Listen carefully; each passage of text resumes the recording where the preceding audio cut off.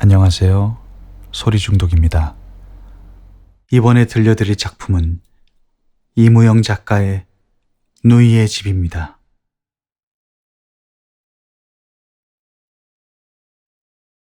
S형, 형의 글을 받고 역시 사람이란 물과 같은가 보다 했소이다. 그릇에 담아서 형태가 변하는 점에서. 신문이나 잡지 편집자에게는 양심이라고는 티끌만큼도 없는 이라고 언젠가 형의 논문에 오자가 연화문계라 났던 것을 예로 들어서 만나는 사람마다 붕괴를 하고 현대 조선의 인쇄술이나 현재 우리네 언론기관의 기구로는 그것이 거의 절대일 정도로 불가능하다고 변명을 하니까. 그럴진데 맹세코 그런 기관에 직을 갖지 않으니만 갖지 못하다. 그런 것을 알고서도 몇 푼의 월급을 위해서 즐기어 파렴치한 직업을 가짐은 경멸하기에 족하지 않느냐. 이렇게 분개하던 형이 그때보다 별로 나아지지도 못한 잡지사에 직을 구한 것은 아우에게는 한 경이였거니와 그보다도 아우를 놀라킨 것은 같은 학자들 중에서도 융통성이 없기론 유명타던 형이 잡지 편집에 관계한 지 불과 석 달에 이런 안을 내었다는 점이었습니다. 친구가 맡긴 돈이라고 어린 것이 폐렴으로 그야말로 명제 경각의 위기에 있는 것을 보고도 그 돈을 헐어쓰지 못하고 드디어 어린 것을 희생시킨 형으로서 어찌 잡지 편집에 직을 구할 용기가 났을까. 형은 물론 환멸을 느끼고 그만두리라 이렇게만 보고 있던 아우는 거번 금음께 보낸 편지를 받고는 더욱 놀랐던 것입니다.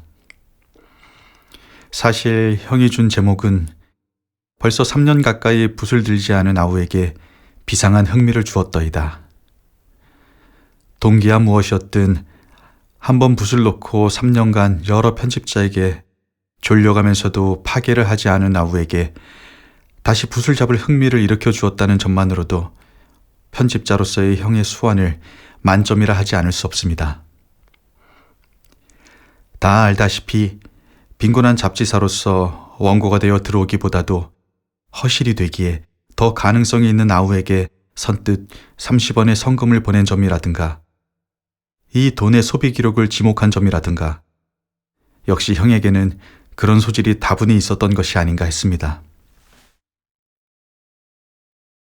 S형, 형의 글과 돈을 받아주고 아우는 돈의 용도를 여러 가지로 궁리해 봤습니다. 실로 진지한 태도였습니다. 아내와 의논도 해봤습니다. 친구를 만나서도 만일 누가 자네에게 돈 30원을 쓰라고 주며 그 돈의 용초를 일일이 보고하란다면? 하고 질문도 해보았습니다. 대답도 구구했습니다. 너와 나와 단둘이서 술을 몇 병 차고 어느 깊숙한 산중에 가서 한 방울 남기지 말고 먹고 오자는 친구도 있었고 모자가 너무 풀이 죽어서 아편쟁이 같으니 제발 모자나 하나 샀으라는 친구도 있었습니다. 또 어떤 친구는 30원을 전부 들여서 연애 편지를 몇백 장이고 써서 동명이고 번치고 여자 이름이고 생각나는 대로 써서 붙여보라는 족도 있었습니다. 30원을 꼭꼭 싸서 은행 들창께서 떨고 앉은 거지 손에 쥐어주어 보라는 친구도 있었습니다. 다 재미있는 아니었습니다. 그러나 어느 것이나가 다 아우에게는 과분한 아닙니다. 밥뒤로 새로 잡듯이 세상을 살아온 아우의 배짱은 모두 분이가 떴습니다. 그래서 결국 아우는 옹졸한 못나딘 못난 성격에 맞는 안을 세웠더이다. 고향 여기저기에 헤어져 있는 누이들을 찾아보기로 했습니다. 고향을 떠난 지도 20년.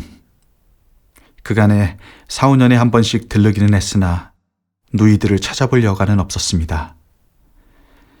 그러니까 누이들은 모두 출가한 뒤로 한 번도 만난 적이 없습니다. 그러고 보니 어떤 누이는 15년도 되고 어떤 누이는 10년 혹은 7, 8년 모두 이렇게 되나 봅니다. 아우는 본시 7남매입니다. 맏형 밑으로 누님이 2분, 내 밑으로 누이가 3, 도합 5입니다. 모두 고향을 중심으로 30리 혹은 40~50리, 먼 데는 100여리 이렇게 흩어져 있을 겁니다. 그러나 나이도 잘 모르겠고 매부의 성명도 알 리 없고 어떻게 사는지들도 알 길이 없습니다. 아우는 그저 누이들이 5이 있거니 하고 살아왔고 그네들도 내게는 동생 혹은 오라버미 서울 있거니 이렇게 막연히 알고만 있을 겁니다. 동생은 잘 살겠거니 누님들은 나보다 낫겠거니 서로 이렇게 믿고만 삽니다. 그 누이들을 찾아보기로 한 것입니다. 어쩌다 그런 새삼스러운 생각이 들었는지 아우도 모릅니다. 그저 나도 모르게 퍼뜩 그런 생각이 들더이다. 전날 밤에 아내가 차린 구멍가게를 아내가 저녁 먹는 동안 지키고 앉았으려니까 웬 텁수룩한 여인네가 한 되나 됨직한 쌀자루를 들고 어린 것을 주려는지 눈깔 사탕 2개를 사갑디다. 깜정이기는 분명한데 진 회색으로밖에 안 보일 정도로 빛이 바랜 치마 저고리에 집신을 신었더이다. 허우대는 크나 얼굴이 부숭부숭한 것은 분명히 살이 쪄서가 아니라 부은 것 같았습니다. 앞으로 보나 뒷매로 보나 어디 한 곳 특징이 없는 그저 조선 농촌 어디를 가나 한 동리에서만도 연암 음식은 무난히 찾아낼 수 있는 그런 평범한 여인이었습니다. 한 30여 세는 되었을까? 그날은 마침 추위다운 추위를 모르고 지낸 금년 겨울날 치고는 찬 날이었습니다.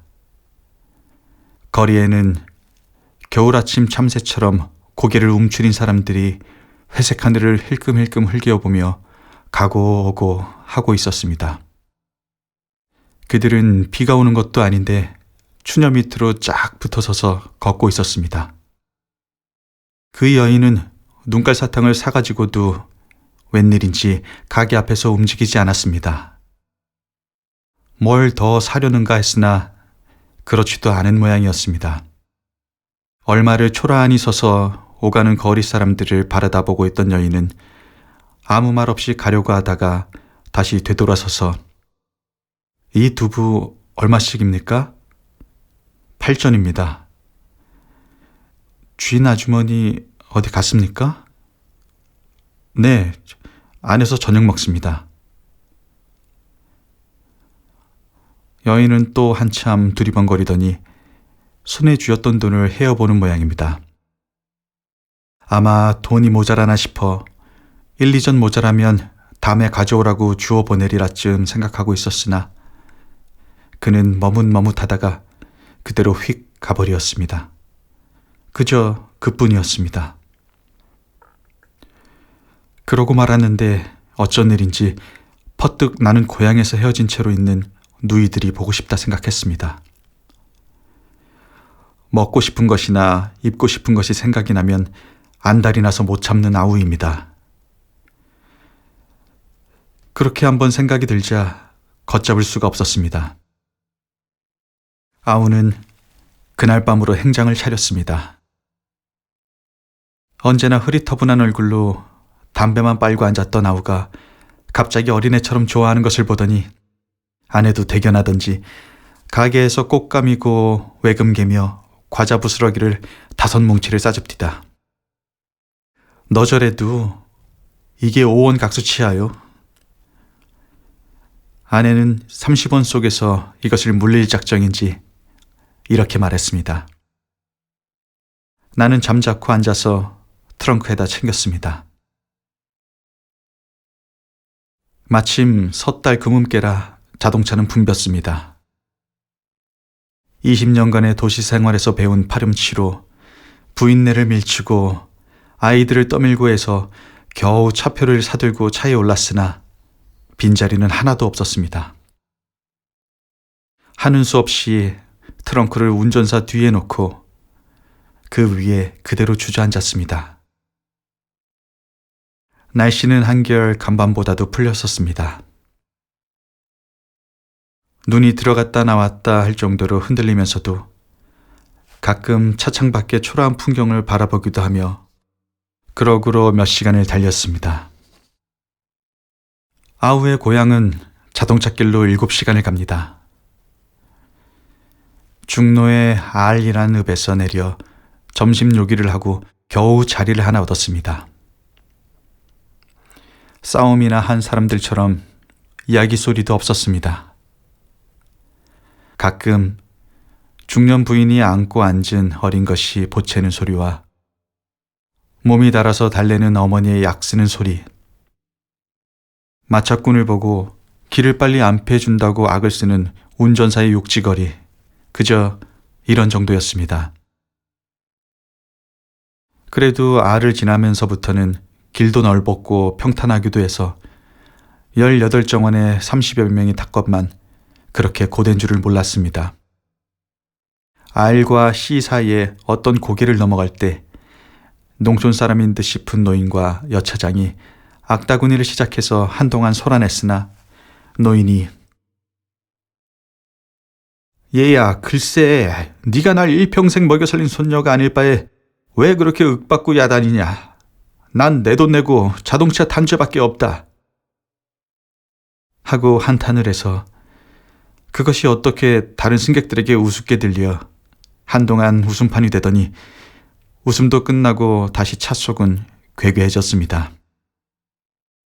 산구비를 몇십 갠지 돌고 까만 타마유치를 한 나무다리를 몇 개고 건너고 탔던 손을 내리우고 새 손을 태우고 손은 차비를 깎자거니 차장은 안 된다거니 옥신각신이 몇 번인지 있었고 그러는 동안에 차는 C를 지나서 M 고개를 넘고 다시 한 오리길이나 되던 것처럼 기억되던 화주막 다리를 건너서 포플러 가로수가 정연히 들어선 신장로를 성급하게 질주하고 있었습니다. 아우는 천천히 내릴 채비를 시작했습니다. 화주막 다리를 지나서 10리만 가면 아우의 고향인 용동이었습니다. 여인숙집 앞에 외등에 등잔불이 켜진 때야 차는 용동에 닿았습니다. 마침 장날이었었던지 여인숙집 섬들이 가마솥에서는 김이 무럭무럭 나오고 있었습니다. 차 둘레로는 대여섯의 젊은 사람들이 둘러섰으나 알 듯 모를 듯한 얼굴뿐이었습니다. 트렁크를 들고 나는 장터로 들어섰습니다. 제 집 없는 고향처럼 쓸쓸한 것이 또 있을까요? 떠난 지도 20년. 그동안에 부모도 세상을 떠나고 서신왕래를 할 만한 척분도 옛 친구도 없어진 고향. 원래 본다면 여인숙집을 찾아가야 할 형편이었으나 웬일인지 고향이라고 찾아와서 여인숙에 들기는 서글펐습니다. 그래서 싸전거리 넓은 마당에 트렁크를 놓고 기억에 남아있는 어릴 적 동무와 먼 촌으로나마 아저씨, 아주머니 하고 부를 수 있는 집을 이 집 저 집 비교해 보았습니다. 그러다가 아우는 조그마한 어물가게 앞에 트렁크를 내려놓았습니다. 아, 이게 웬일이슈? 연필을 귀에다 꽂은 종호가 저를 넙죽합니다. 별로 해본 일도 받아본 일은 더욱이 없는 조선조를 받고 나니 어쩐지 정말 고향에 돌아온 느낌이었습니다. 가게에 늘어져 있는 미역이며 북어, 산자, 김, 동태 이런 것도 오랫동안 그리던 고향의 산물이기나 한 것처럼 다정하게 바라다 보여지는 것이었습니다. 가게 추녀 끝에 매달린 램프도 그것이 마치 내가 어렸을 때 쓰던 바로 그 램프이긴 한 것처럼 그리워 보였습니다. 집도 그렇고 옷도 사람들의 얼굴도 외국에서 수십 년 있다가 돌아온 사람의 눈에처럼 감회 깊게 보이는 것은 어찌할 수가 없었습니다. 그날 밤 나는 어머니 쪽으로 몇 다리를 건너 따지고 따지면 조카뻘이 되는 종수와 돼지고기에 막걸리를 먹으며 늦도록 이야기를 했었습니다.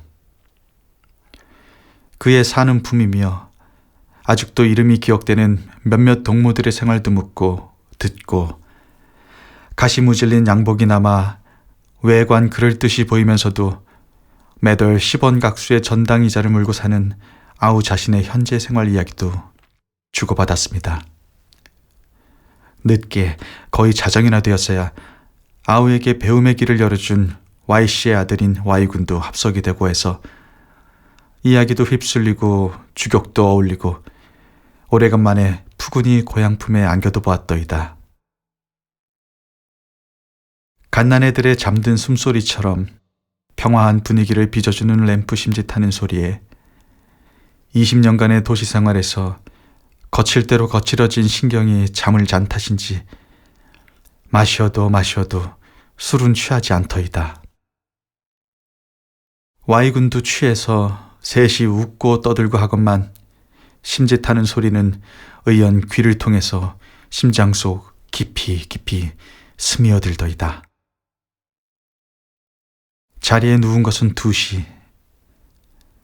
짧은 순간으로 20년이 흘러간 과거를 회상할 수 있다는 것은 유쾌한 일이었습니다. 아우는 취한 대로 서울손을 위해서 구해온 하도에 불을 붙여 물고 누워서 여창에 비끼는 빗소리처럼 느껴지는 심짓하는 소리를 즐기며 잠 많이 오는 것을 오히려 즐기었습니다. 소음 한 가닥 없는 시골밤의 정적. 그럴싸해서 그런지 눈이나 가랑비 내리는 소리가 곧 들려오는 듯이 생각되어 궁금한 채 누웠을 수가 없어서 창을 열고 보니 정말 송이진 한방 눈송이가 폭폭 쏟아지고 있었습니다. 이튿날 아침 첫 자동차로 용동을 떠나서 40분 만에 삼거리까지 왔습니다. 삼거리는 경성과 단양과 청주로 각각 뚫린 길목인데다 몇 해 전에 경편철로도 들어왔고 해서 아우의 기억과는 판이했습니다. 중화요리라고 써붙인 판때기도 추녀 끝에 달렸고 마루보시 지점이니 이발소며 곡물검사소, 잠사 공동 판매소 등 제법 역전의 면목을 갖추었습니다. 여기서 단양 가는 길로 한 산마장 내려가다가 내를 건너서 다시 한 오리 가면 진계골이라는 동리에 아우의 만누님이 살고 있었습니다. 이 만누님은 하부라 지금 50은 됐을까 합니다. 그가 출가할 때 나는 코를 흘렸으니까 아마 그럭저럭 30여 년이 되었을 게고 보니 그동안 손자도 여럿 보았을까도 합니다. 집이 가난하고 가난할 뿐만 아니라 지체도 없어 배운 것도 없이 겨우 업문을 깨우쳐 배비장전을 뜯어보다가 출가를 한 터라 남편 되는 이도 일평생 땅을 파먹은 그런 사람이었습니다.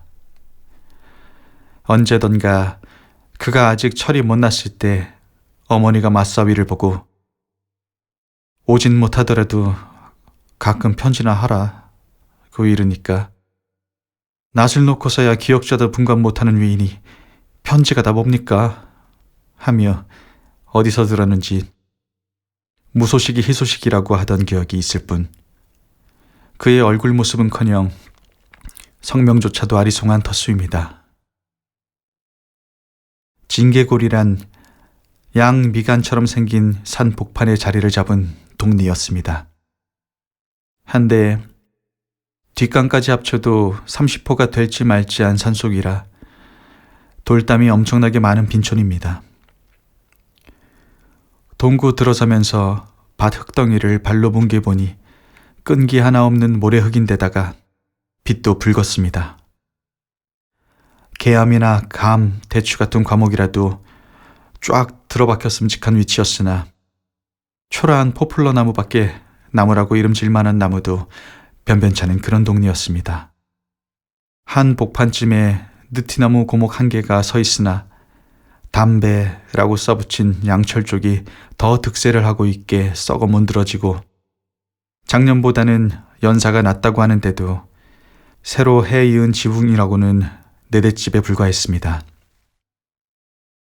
이 붉고 모래만 우수수한 흙, 초라한 포플러, 무너져가는 돌담, 낙타등처럼 구덩이가 진 썩은 지붕, 만누님이 사는 징계굴의 이 초라한 표정을 볼 때 아우의 가슴은 아팠습니다. 저 흙에 심은 곡식으로 연명을 할 게고 보니 사람의 살결이 어디 부드러울 수 있을 게며 산중이면서도 과목 한 개 꽂힐 자리가 없는 그네들의 살림이고 보니 어찌 하루의 노역을 감당할까. 아우는 또 벌을 내다보았습니다.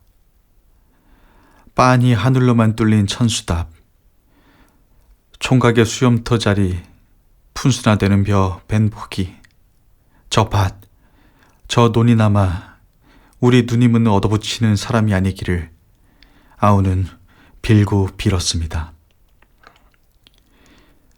낙타등처럼 울멍줄멍한 지붕 중에 그 어느 집도 내 누님의 집이 아니기를 충심으로 빌었더이다. 동구 들어서면서 만난 몇 아이들을 보고도 내 누님의 아들과 딸만은 저렇도록 누르게 한, 저렇도록 창백한 피골이 상접한 인간들이 아니기를 바랐더이다.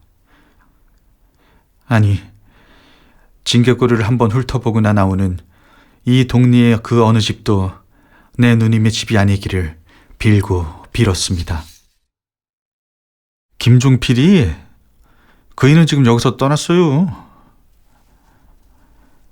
내 누님의 집을 묻거든 이렇게 대답해 주었으면 했더이다. 작년까지 여기서 살다가 다른 데 땅을 사가지고 이사를 했어요. 그의 아들은 뭐랍니까? 학교 나와가지고 동경으로 또 공부 갔어요. 이렇게 대답해 주기를 빌었습니다. 일생 처음 처적처적 찾아왔다가 만나보지도 못한 채 그대로 터덜터덜 돌아사는 한이 있더라도 아우는 정말 그러기를 바랐었습니다. 그러나 늙은 원숭이처럼 생긴 모가덩이 같은 어린 것을 업은 한 노파는 김종필이 저기요 유순네 집을 가서 물어요. 야야 저기 산비탈에 토담친 그 집 말이요. 이렇게 대답해 주더이다. 그리고 그것은 사실이었습니다. 반은 돌담이요, 반은 토담을 치고 뽕나무가 선 납작한 안채만 겨우 새로 해이은 집이 바로 내가 잘 살기를 바랐던 만누님의 집이었습니다. 집은 안채와 바깥채가 기역자로 이어져 있었습니다. 명색 사랑으로 된 방문 앞에는 넓은 토방이 있고 그 토방에는 깨진 오줌 장군과 그 옆에 썰애가 걸려 있었습니다. 문설주 옆 벽으로 집 두어 단이 서 있고 무엇에 쓰는 건지 꽤 넓은 자릿돌과 박달나무로 만든 망치가 놓여져 있었습니다. 김종필 씨 계십니까? 아우의 말소리는 슬프게 울렸습니다. 2번, 3번 만에야 계집아이가 나왔습니다. 12살 된 머리에 검부러기 푸우한 것을 보니 불이라도 지피다 나온 것 같았습니다. 안 계셔요. 어디 가셨니? 장에 가셨슈. 어머닌. 어머니요? 우리 어머니요? 그래, 계집아이는 의아해서 삽작 안으로 들어갑니다. 아우는 어쩐지 자꾸 슬퍼지기만 했습니다. 한참 만에야 아까보다 4~5살 더 나보이는 소년이 나왔습니다. 언뜻 보아도 학생 티가 나는 것이 심지어 위안이었습니다. 어디서 오셨죠? 네가 김종필 씨 아들이냐? 야. 그렇구나. 그래, 어머닌? 방에 계슈? 내가 네 외삼촌인데 어머니 좀 나오시라고 그래라. 소녀는 덤덤하니 섰더니 그럼 저 정원식 씨? 옳다. 어머닌 뭐 하시니? 내가 삽작 안으로 썩 들어서자 안방문이 활짝 열리면서 누구? 외삼촌? 하면서 버선바닥으로 뛰어내려오는 부인은 늙기는 했을 망정 분명히 옛 모습이 남아있는 아우의 만누님이었습니다. 그런데 이게 꿈인가 생신가? 동생이 우리 집에 다 이렇게 찾아오다니. 트렁크를 받아주지도 않고 방에 들어가자는 말 한마디도 없이 그대로 마당에 세워놓고는 통곡을 하는 것이었습니다. 울면서도 무엇이라고 혼자 푸념을 하고 푸념을 하면서도 자꾸 내 팔이고 손이고를 만져보고 얼굴을 들여다보고 하는 것입니다. 아마 지금 생각건대 그것이 꿈이 아니고 정말 생시인가를 다짐하던 것이었던가 합니다. 섣달 그물의 여린 햇볕이 우리 남매를 비춰주고 있었습니다. 그만 방으로 들어갑시다. 나는 간밤 눈이 녹은 위에 그대로 버선발로 서 있는 누님을 끌고 방으로 들어갔습니다. 방은 굴속같이 깜깜하나 왕골 자리는 깨끗했습니다. 아랫목 횃대에는 헌옷들이 걸리고 왼쪽 구석으로 물레가 실을 감은 채 있었습니다. 물레를 보고야 윗목을 보니 그림에서만 보아온 길쌈틀이 사계가 일그러진 채 벽에 기대어져 있었습니다. 우리 정 선생은 저런 거 못 봤겠지? 처음인걸? 자, 이리 내려앉아라. 어디 얼굴 좀 다시 보자. 누님은 재벌 울음을 내놓는 것이었습니다. 누님은 웬일인지 아우를 정선생, 정선생 이렇게 부르고 있었습니다. 아이들을 불러서 인사를 시킬 때도 늘 어머니가 말하던 정선생, 외삼촌이시다 이렇게 설명을 하는 것이었습니다.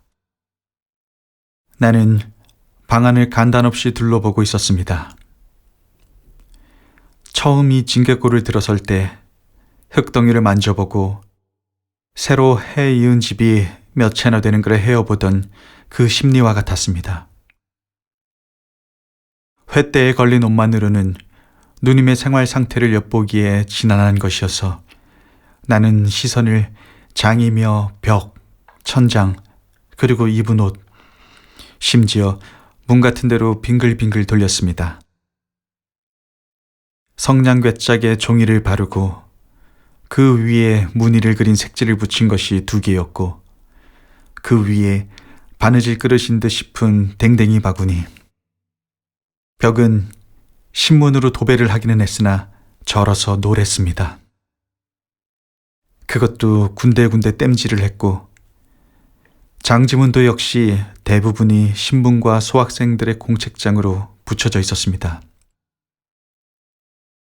입은 옷들도 문과 별 차이 없는 것이었습니다. 이러한 가장짓물과 대조 안 되는 것이 자리였습니다. 맨 윗목 길쌈틀이 놓인 자리에 깔린 왕골 자리만이 검정 헝겊으로 땜질을 했을 뿐 그 밑으로 깔린 새잎은 아직 곤때도 채 묻지 않은 완골자리였습니다. 그래, 어떻게 사슈? 나는 이렇게 물었습니다. 굶지들이 나누? 굶어? 굶긴 왜? 땅을 못 사는 것은 몰라도 여보 못난 사람들이 굶을까? 농턴 넉넉하오? 한섬지기는 되지. 모두 남의 깨지. 우리 땅도 있긴 몇 마직이 있지만 그까짓 걸 가지고 땅 있노라 할 수 있나? 그래도 한 몇 마지기는 되우? 나는 그것이 무엇보다도 궁금했습니다. 보아하니 아이들도 여럿인 모양이고 낭의 땅에 앞만 많이 붙인들 호구지책이 안 되는 것을 들어 알기 때문이었다. 심지어 대연마직이라도 제 논이 있으면 그저 밥은 안 굶을 거라 싶었기 때문이다. 조각보를 모면 그 푼수는 되는 셈이지 하고 사는 이야기를 꺼낼 듯이 하더니 그러나 어쩌면 그렇게 한 번도 안 온단 말인가. 아버님이 돌아가셨을 때도 안 오고 참 그때 어디 타국에 가 있었다지? 알지도 못했었죠. 그때 나는 만주 일대를 비적들처럼 헤매고 있을 때였습니다. 이번에는 내가 화제를 다른 데로 돌리지 않으면 안 되었습니다. 그래서 나는 금년 연사가 어땠느니 뗄나무는 힘이 안 들으냐니 그런 부질없는 이야기로 누님을 끌고 가는 것이었습니다. 주발 2개를 맛없어는 푼수나 되게 담은 점심밥을 거의 다 먹고 나서 매형이 오기까지의 들은 이야기는 대개 이러했습니다. 만누님이 김씨 집으로 들어온 때 봉당에는 제법 곡식섬이 쌓여 있었답니다. 논이 연마지기에 밭이 하루가리, 조그만 송아지도 한 마리 있었고 시아버지는 자리도 메고 안에서는 삼도 놓아 배도 짜고 목화를 심어서는 무명도 낳고 해서 누님의 말을 빌린다면 택택했었답니다. 누님은 선배의 아내가 못되고 일개 농군의 처가 된 것을 몹시 한탄했던 모양이나 마음을 바로잡고 팔을 걷어붙이고 밭에 들어섰답니다. 오줌 장군도 이었고 봄갈로는 누에도 좋고 농군의 처에게 신이 어디 당할 게냐고 집신까지도 벗어던졌답니다. 남편도 다행히 하루 한 번씩 막걸리를 마시는 외에 별 흠이 없는 사람이었고 부지런도 했으며 힘꼴도 썼다 합니다. 물처럼 일을 했지. 물은 웅댕이를 만나면 쉬기나 하지. 그는 이렇게 말하더이다. 일을 소같이 하고 먹기는 새처럼 먹고.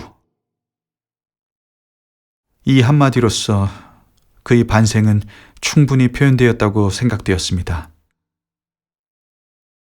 이제 46이라니까 곱게 다룬 몸 같으면야 잔주름이 잡힐 나세련만 누님의 얼굴은 너무도 추악하게 바시었더이다. 잔인한 표현이나 누님의 손은 흡사 곰의 발 같았습니다. 그렇게 일을 하고들랑 살림이 늘어야 할 겐데 어디 그려? 매형은 사사집에서 술을 못하게 되면서부터 술도 끊고 담배도 사 먹게만 마련이 되니까 그것까지 끊었잖아 배. 근데도 어디. 누님은 쓸쓸히 웃고 있었습니다. 매형이 되는 김종필 씨가 장에서 돌아온 것은 동중불악의 가는 연기가 한창 찬 하늘에 뻗칠 때였습니다. 그는 들어오던 길로 여보, 별일 없었소? 하고 묻다가 토방에 놓인 구두를 보았고, 구두를 보았다고 생각한 순간에 안방에서 양복쟁이가 툭 튀어나오자 그대로 가슴이 덜렁했던 모양입니다. 그는 나를 보더니 잽싸게 아내한테로 시선을 보내는 것이었습니다. 동생이에요. 우리 정 선생. 아, 정 선생인가? 그는 입이 떡 벌어지면서 거참 오래간만이고 저렇게 장성했으니 알아볼 수가 있다고? 장성했나요? 늙었죠. 나는 이렇게 우스갯소리를 할 수 있을 만큼 그에게서 든직한 그리고 믿음성스러운 인상을 받았던 것입니다. 글쎄 그렇다니까. 볼일을 보고 돌아서는데 어쩐지 마음에 서운하더라니까. 그래서 세장까지 나왔다가 되돌아가서 이걸 한 근 사가지고 왔지. 하며 신문 지뭉지를 내준다. 거참 잘하셨슈. 그렇지 않아도 지금 뭘 반찬을 내주나 하고 몸이 단 판이래요. 사람도 수학은 못했을 망정 그날 하루 일도 못 내다볼까 싶던가 하고 그는 호걸 웃음을 웃었습니다.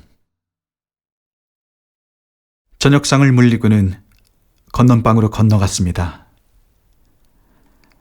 건넌방은 올해 삼거리 소학교 졸업반인 아들이 쓰는 방이라 합니다. 백노지로 도배도 했고 반자도 들여서 제법 깨끗했습니다. 윗벽에는 동아일보 부록으로 발행했던 충청도 지도가 붙었고 인구 단련이니 지성봉공 이런 문구를 쓴 종이 쪽이 책상 머리에 몇 장인가 붙었습니다. 네 일은 네가 하라. 이런 문구가 붙었는가 하면 무지는 나의 적이다. 타도 장개석. 마치 식당의 음식 종목처럼 구석구석에 붙었습니다. 아우는 이 소년의 방을 통해서도 이 세태를 감촉할 수도 있지 않은가 이런 생각을 해보았던 것이었습니다. 매형은 봄에는 그렇지도 않았으나 이야기를 시작하면 끝이 없었습니다. 그의 이야기는 결국은 자기 아내가 한 이야기의 되풀이였습니다. 그럴 수밖에 없기도 했습니다. 그들은 그 외의 생활도 없었고 세계도 없었고 지식도 없었습니다. 아내와 더불어 얼마나 많은 일을 했으며 아내와 더불어 얼마나 적은 분량의 음식을 먹기에 노력해왔으며 또 아내와 더불어 얼마나 헐벗기에 애써왔는가의 되풀이였습니다. 그의 아내는 소처럼 일하고 새처럼 먹었다고 표현을 했는데 그는 소처럼 일하고 붕어처럼 물만 먹고 살았노라 하였습니다. 아내는 고생한 이야기를 하며 분개하던데 그는 껄껄 웃었습니다. 그것은 마치 행복을 마음껏 누리고 있는 사람이 지난날의 고난을 이야기하는 것과 같은 말씨였고 태도였습니다. 그의 이야기에는 구절구절의 실감이 있었고 그 태도에는 어딘지 모르게 초연한 데가 있었습니다. 그의 이야기를 들으며 나는 내가 지금까지 살아온 20년간의 생활을 돌아보는 것이었습니다. 불안과 초조와 반항과 비관, 악질을 박박 써가며 친구를 속이고 저를 속이고 그러고도 오히려 부족해서 남을 헐뜯고 자기를 모욕하고 살아온 과거, 아니 그렇게 살고 있는 현재의 자신을 돌아보았습니다. 그는 애지중지하는 논 두마지기를 팔아서 빚을 갚은 데 대해서도 대범했습니다. 그까짓 나머지 두마지기까지 다 팔아도 좋다. 판 사람이 있을지야 산 사람이 있을 게고 산 사람이 있을진데 그 땅을 메고 그야말로 땅속으로 들어갈 일은 아니겠고 내가 가지나 제가 가지나 조선 땅 안에 있기는 매일반이요 조미 먹는 것도 아니요 죽처럼 삭는 것도 아니고 보니 그것을 탄해서 괴로워할 아무런 이유도 없다는 그런 말씨였습니다. 그래서 나는 저놈 보고도 하며 그는 윗목에서 이야기를 들으며 집신총을 비비고 앉은 자기 아들을 가리켰습니다. 저놈 보고도 아예 무력일랑 피지 말라 가르치네. 욕심은 일에 내야지 물건에 내면 못 쓰느니라고. 이때까지 덤덤히 앉아서 신총을 비비고만 있던 소년이 이때 아랫목 쪽으로 몸을 휙 돌리었습니다. 매용도 그랬겠지만은 나 역시 밤이 길어서 좀 쉬었다 할 요량인 양만 여겼던 것입니다. 그러나 소년은 그런 막연한 동기로만 돌아앉은 것이 아니었습니다. 그는 자기 아버지를 보고 말했습니다. 그러니까 우리는 이렇게 못 살아요. 무엇이?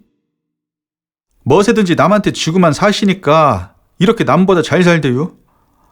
왜 떡 버티고 살지 못하고 내 밥 먹고 내 옷 입고 내 근력으로 살면서도 남한테 지기를 못 펴고 사니까 모두 천치라고 그러니 뭐유?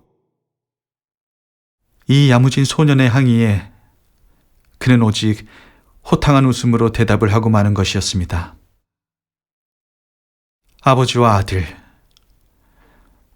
이렇게 비교해보면서 나는 벽에 써붙인 문구들을 다시 한번 눈여겨보았던 것입니다.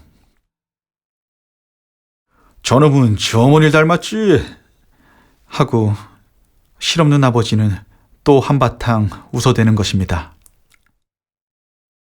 그 말에는 소년도 대꾸가 없었습니다. 그는 이번에는 벽에 걸렸던 새끼를 내리어 익은 솜씨로 신날을 틀더니 총을 넣어가며 바닥을 틀어가는 것입니다. 아우는 묵묵히 그 손을 바라다 보며 어쩐지 이 소년의 기계에 신삼기란 어울리지 않는 것 같은 부자연을 느꼈습니다. 10시는 되었음직할 때 그렇지 않아도 속이 좀 쓰린 듯 싶은데 누님이 메밀묵의 막걸리를 한 주전자 상에 놓아 들고 들어왔습니다. 우리 정 선생은 서울 양반이니까 이쪽 것을 무으라. 묵그릇을 지적해 줍니다. 고춧가루를 안 쳤다는 것이었습니다. 소년은 벌겋게 상기가 되어서 땀을 뻘뻘 흘리며 묵그릇을 내었습니다. 매용도 오늘은 진객이 내 집을 찾아준 기쁜 날이라 하며 벌써 10여 년간 입에 대지 않던 술을 쭉 마시었습니다. 음식은 함부로 먹고 잠은 가려 잘했다네 하며 누님은 묵을 더 권하고 막걸리도 권해주었습니다. 섣달 금운깨의 검은 밤은 자꾸 깊어가고 있었습니다. 어느 땐가 시계를 보니 1분도 안 틀리는 자정이었습니다. S형, 여기까지 쓰고 흥이에 불을 붙여 물고 앉았는데 정상 하고 누가 찼습디다. 원고 직송하라는 형의 전보입니다. 본인은 아니나 우선 여기서 끊어 색책을 하거니와 다시 지면을 주시면 계속을 써볼까도 하옵니다.